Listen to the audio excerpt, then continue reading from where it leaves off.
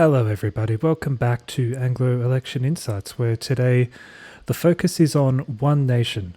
I had a comment recently on one of my videos. Someone asked me, can you do a video on One Nation target seats? And my reply was pretty flippant. I basically said, oh, well, there aren't really many target seats. But I actually think that question is worth investigating a little bit further, particularly in light of some of the work that the 6 News team have been doing with their polling model predictor, which has shown One Nation getting quite close in certain seats going by their model. And of course, we've seen in the latest polling that One Nation's vote is challenging and in some cases actually overtaking that of the Greens, mostly at the expense of the coalition. So I think while a lot of people are out there kind of rubbishing this trend and saying this is just false dawn, a lot of that vote's going to go back to the coalition, etc., etc. I like to operate in the here and now, and the current reality is that One Nation are polling really well. So let's talk about it. So firstly, a little bit of history. I won't go into it too much, but basically, One Nation had some success in the late 1990s, particularly in the 98 federal election and I think it was the Queensland state election where they polled really well. And that was kind of off the back of definitely some concerns about immigration at the time. There's the famous Pauline Hanson speech about being swamped by Asians or whatever. But also you had a lot of, a big conservative talking point at the time was native title claims and the potential for those to be quite, I guess, excessive compared to what actually ended up happening. So there were these kind of political tailwinds at the time, but since then, Pauline Hanson went to jail for basically defrauding taxpayers of electoral funding that she wasn't actually entitled to. And then it wasn't really until 2016 that One Nation kind of rose again from the ashes. They did reasonably well at that double dissolution election. In the 2 elections since then, in 19 and 22, they defended successfully their 2 Senate seats in Queensland, and then in this most recent election improved their vote share again, and they now hold 4 Senate seats. And of course, as we mentioned, the current polling is showing One Nation doing really well, pretty similar to the Greens, in fact, which is quite historic. And you've also got these rumours of coalition defections, and One Nation's definitely making an effort to improve their local kind of grassroots operations. They're opening new branches. It does seem that there's some sort of decentralisation happening within the party structure, at least in terms of creating stronger local branches and attracting new members to the party. Whether or not that actually plays out in terms of how their campaigns are funded and structured, we'll see. But for now, it is looking like they are trying to open up the party to new people. So I guess you could say One Nation's rise definitely tracks with what we've seen in terms of right-wing populism across not only the Anglosphere, but also just Western democracies in general. We've seen it a lot in Europe. We're seeing it with Reform UK. We're seeing it within the US in terms of the America First MAGA kind of movement. We're seeing it in New Zealand as well with the Winston Peters' New Zealand First Party, although there are kind of major differences there as well.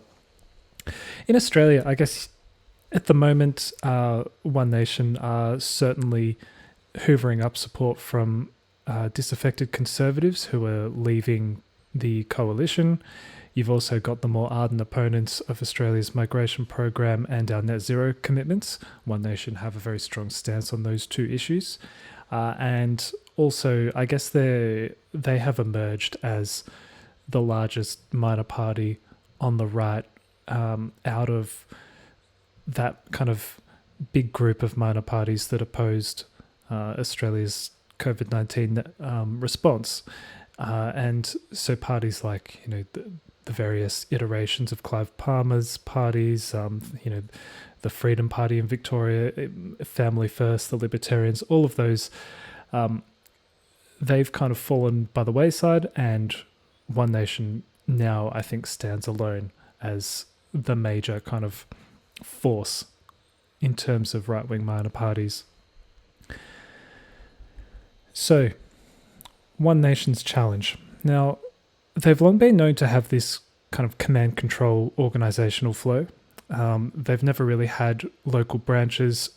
Pauline Hanson and her office have been very distrustful of handing over power to like more locally based One Nation members or even representatives. So that has basically resulted in the whole party being run out of the Queensland office. Very centralised organisational structure, which has definitely limited their ability to run good, solid local campaigns. And as well as that, they've been known for financial mismanagement and I'm saying blatant misappropriation of funds as well. So one thing that they like to do is, because of their strong brand and image, people want to run as candidates for FON. I shouldn't say FON anymore because Hanson's trying to take her name out of the party name. But with One Nation, they've got that strong brand and they've got people who want to run for them. So the candidates tend to be self-funded and they get very little support from head office. And I've witnessed this firsthand with their candidates. And then basically, if those candidates are able to get more than 4% of the vote, One Nation claims back the electoral funding, sends it basically straight up to the head office. They make money, and the self-funded candidate essentially gets nothing out of it. And this kind of thing is what's causing friction between their state divisions and some of their state representatives who leave or defect after the relationship between them and head office breaks down. So we saw that with Sarah Game in South Australia. We saw it with the guy in the Queensland State Parliament who ended up running for Katters. We saw it in New South Wales quite spectacularly as well with Latham and a couple of his colleagues using parliamentary privilege to describe this kind of financial mismanagement. So they have this big organizational problem that, and I think it's an attitude problem, and that does appear to be changing, but the track record is not good. And of course, there's some other challenges too. So in terms of right-wing minor parties, there are still a lot of them around, and some of them do reasonably well in certain areas, and the preference flows between those parties can be quite weak. There was a lot of talk, especially leading into the 2022 election, about how the voters for these parties were being encouraged to send their preferences to each other before the major parties, but that didn't really bear out. There's not a great deal of preference discipline between some of these parties, which would make, if that vote continues to be split a little bit, it's going to make it hard for a One Nation candidate to perhaps make the two candidate preferred count. And they are of course a very polarizing party, and preference flows from other parties, maybe more centrist parties, or from a major party that doesn't poll well in a certain seat.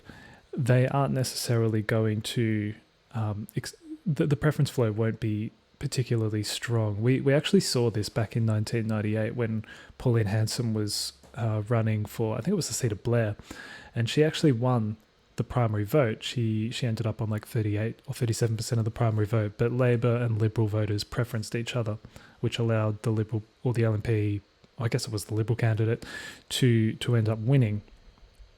The other thing that I can see coming up is you've got Pauline Hanson and Malcolm Roberts, who are they're their Senate superstars. They're the ones that people know really well.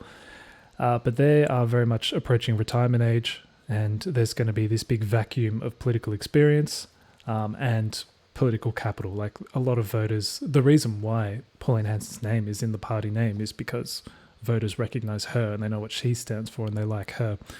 So as much as they'll be leaving behind a lot of baggage, they'll also be leaving behind big personas, big personal brands, and it remains to be seen whether One Nation's political branch can actually survive without them.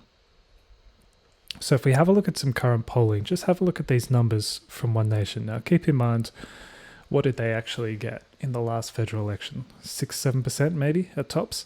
So now their vote has more than doubled in some of these polls. The most recent one from Essential, including 6% undecided, had them on 15%, which is wild. And you can see in some of these polls, they're actually outpolling the Greens.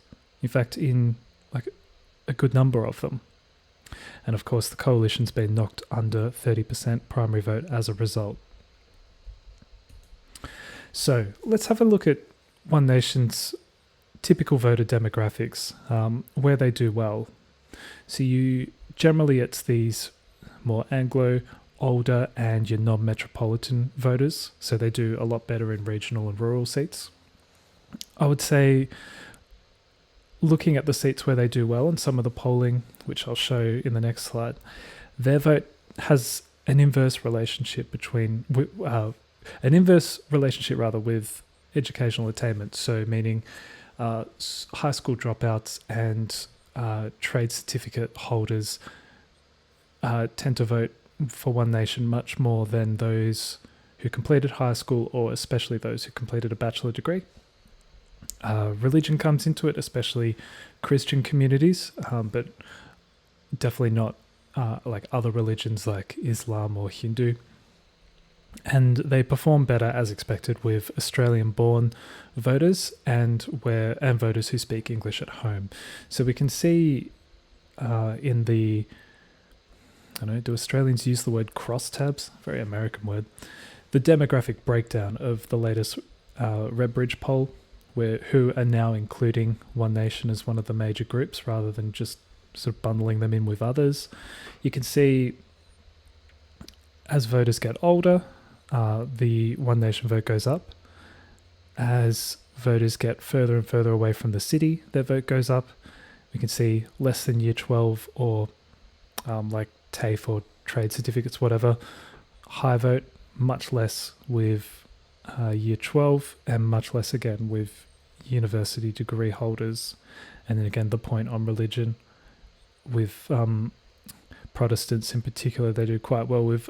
And I guess it's an interesting phenomena where in somewhere like the USA, you could probably invert Catholics and Protestants where, and I'm kind of veering off track here, but like I would say in Australia, the Protestant churches on the whole tend to be a little bit more conservative than the Catholic churches, whereas I think it's certainly in some parts of the United States that's actually flipped around. And then here again, that point on English speaking versus non-English speaking at home and born in Australia versus another country. And you can see in some of this Roy Morgan polling, again, the age of voters quite significant. And if you have a look at the states, it is interesting that in a place like, Queensland, that has a higher proportion of non-metropolitan voters. So, and of course, Queensland is sort of the base of One Nation. So you'd expect them to do well there. But in South Australia, Adelaide does make up, probably like 80% of the population of South Australia, but they're doing very well there. And then in states where they've traditionally lagged, like Victoria and Tasmania, starting to pull up towards the double figures now. All right, so just a quick note on two candidate preferred matchups. And you can see I've forgotten to get rid of the PH there. I wrote these slides up a week ago. Ideally, for One Nation, they will be in a matchup at two candidate preferred with Labor, as opposed to being against the coalition. And that's because it's sort of like the Greens, how the Greens are going to be at a disadvantage when they're competing with Labor, whereas if they're competing with the Liberals, they can take the lion's share of Labor's preferences. With One Nation, it's the same. If the coalition get knocked out of a race, the lion's share of their preferences will likely flow to One Nation as opposed to the Labor candidate. And we can see here Stuart Bond's doing much better at the two candidate preferred level than Sharon Duncan here in the seat of Maranoa. So based on a couple of the maps that 6 News have published with their new electoral model, I've identified some potential target seats and kind of compared the demographics to see if we can find some common links. Now, the estimated margin here is based on the 6 News model, which I think was based on the latest Roy Morgan poll, and those primary vote numbers were pretty normal, like they followed the basic trend that we've been seeing in the last month or so. And I've got here the primary vote that One Nation got at the most recent election, and this is the current two-party preferred margin. So we can see here the seat of right, 6 News is actually predicting that One Nation would win this quite comfortably against Labor. And one thing to note with right is that there was a reasonably high vote for other right-wing minor parties, including Jared Rennick, and I think Trumpets of Patriots did reasonably well in this seat. So if they kind of stood aside a little bit, or One Nation continued to cannibalize that right-wing minor party vote, you could see their primary rise just on the back of that. And then if this sort of current polling trend holds, then yeah, there is potentially a chance that they could overtake the coalition and win the seat. But currently it's a safe Liberal National seat. Parkes and Flynn, both held by the Nats. I think Parkes, the model here that 6 News uses is like it's got a heavy bias towards the trend between 2022 and 2025, I think. And because this was an open seat, and you know, the Nats tend to get a sophomore surge once they have established themselves in the seat, but sometimes, you know, their MPs can build up a strong personal vote, and then when it's time to replace them with a new member, their vote can drop off a bit. So it's probably, I think the model is showing a bit of an artifact of that recent trend, which is really just the new member replacing the old member, and I would expect that it wouldn't actually be that close in a general election environment. And in Flynn, again, the sitting member is Colin Boyce, who is one of the more kind of Matt Canavan style voices within the National Party. I wouldn't expect that he would lose a whole heap of vote to One Nation. Hunter, this was obviously the seat where Stuart Bonds actually made the two candidate preferred count with just over 16% of the vote. You've got Brand in the southern suburbs of Perth. Again, I think One Nation's primary vote is possibly inflated a little bit by the lack of other right-wing minor parties running there.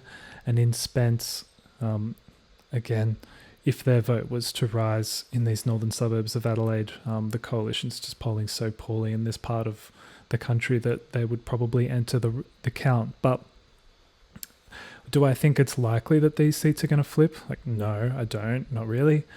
But it is worth kind of going in and seeing, well, if this trend was to continue, could these be the areas where One Nation would be running hard?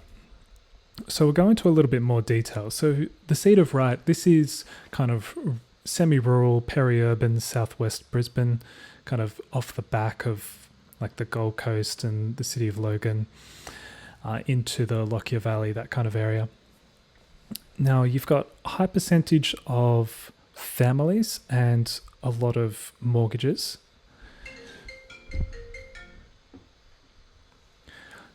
So the seat of right in southwest Brisbane, this kind of covers like the Gold Coast hinterland up through the Lockyer Valley, Scenic Rim, those kinds of areas. Not very ethnically diverse, so there's one tick for One Nation. High percentage of families and mortgages, so a real kind of mortgage belt seat. You have that kind of lower rate of educational attainment, at least in terms of finishing school. And if you look at the age distribution, you can see a lot of kids and a lot of 40 to 60-year-olds. So that's the hallmark of seats that have families in them. But you do have a long-term LNP incumbent, so that would be a tricky one to win. If we go to parks, this is rural Western New South Wales. Again, not very ethnically diverse at all. You've got a large percentage of non-school leavers. It skews a bit older. You've got 60 plus, a high percentage. Actually, quite a few kids. I wasn't really expecting that. But then the young people, the 20 to 40, kind of Gen Z through to millennials, they are definitely not as prevalent in this electorate. And that you often get that with the rural electorates. First term, I mentioned this before, it's a first term Nats MP who just got elected, and I think now that he's got the chance to kind of do the rounds and establish himself in the seat, he'll probably poll a lot better. But it does suit the profile of a seat where One Nation would do quite well. Then in Flynn, again, I mentioned the issues with Colin Boyce. This is a rural seat based around the city of Gladstone, encompassing rather a lot of mining areas, like kind of back through to Emerald, those kinds of areas. Again, low educational attainment rate, not diverse, and you've got that high percentage of trades workers, similar to like a Hunter Valley style seat in that sense. And again, it's that sort of 50 to 70 age bracket, really strong for One Nation. Hunter, so Stuart Bonds is remaining active within the party. Whether or not he would necessarily be interested in running again, I'm not sure. It does sound like he's still very active within the party, though. There has also been the suggestion that he might run in the New South Wales state seat of Upper Hunter, which is currently held by the Nationals. So Hunter is, it's I guess regional and peri-urban seat that comes right down to the western shore of Lake Macquarie and then up into the Hunter Valley as far as Singleton. Again, like Flynn, low educational attainment rate. It's not diverse. You've got that kind of mortgage belt style demographic as well. Lots of trades workers, and it definitely skews a little bit older as well, in that sort of 50 to 80 range. Brand. So this is like an outer suburban Perth seat, but there is some heavy industry in this area as well. It's more mortgage belt, but it probably skews a little bit young for One Nation to be really competitive here. Again, not particularly, it's a little bit more diverse, a little bit more educated than some of these other seats we've been talking about, but it does have that high percentage of trades workers. And then Spence, so this is in the northern suburbs of Adelaide, very kind of lower socioeconomic area, ranks really high for social disadvantage. Again, mortgage belt, but sort of skews a little bit young, lots of families, but lots of young people as well, and it really drops off in terms of older voters. This is a seat that is becoming more and more diverse. I think the factors are like the demographic shifts are probably working against One Nation in this seat.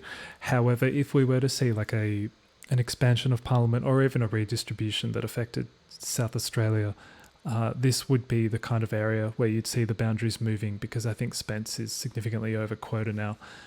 So particularly in an expansion, you could see a new seat based around Gawler appear, and that might take out some of the southern sections that are a bit more metropolitan. Okay, that's all for today. Thanks, guys. Hopefully, you don't get the idea that I think One Nation are going to suddenly take a bunch of seats, but I just thought it might be interesting to look into where are they doing well, where are they projected to do well, and what do those seats have in common. And now that One Nation are trying to start up branches, it might be interesting to see where those branches appear. It sort of looks like just your more general kind of regional areas like the Riverina, New England, those sorts of areas are where the branches are coming up, but perhaps those particular seats aren't their best targets. Anyway, hopefully that was interesting for you guys. I'll be back with an update on the South Australian election this weekend. And if you're enjoying the content, haven't subscribed, please go ahead and subscribe. If you enjoyed this video, please give it a like, leave your comments below, of course. I'll try to answer any questions you guys have, and I'll see you all in the next video. Thank you.